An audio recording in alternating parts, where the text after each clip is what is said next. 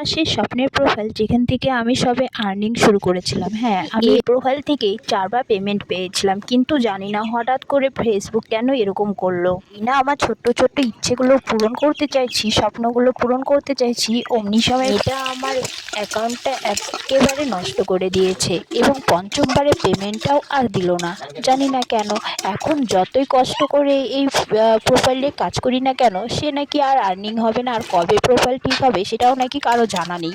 কারণ আমাদের যদি নিজস্ব কোনো ভুল থাকে, সেটা আগে যেমন ৩ মাস পরে ঠিক হয়ে যেত, এটা ৩ বছরেও ঠিক হবে কিনা সেও কেউ জানে না। এই প্রবলেমটা শুধু আমার একার অ্যাকাউন্ট না, এরকম করে প্রায় 90% মানুষেরই ফেসবুক রেস্ট্রিক্টেড করে দিয়েছে এবং আর্নিং দিচ্ছে না।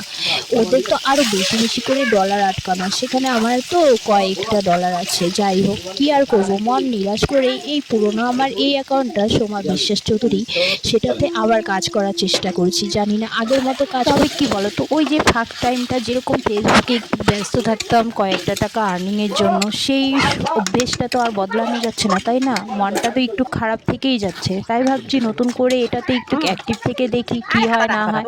আর এটাতে আমার সব কিছুই নতুন করে আবার সেট আপ করতে হবে। জানি না কবে আবার আগের জায়গায় ফিরে আসবো। যাই হোক, এই নিয়ে আজকে আমি এই ছোট্ট ব্লগটি শেষ করলাম। Tata, bye bye. তোমরা সবাই পাশে থেকো।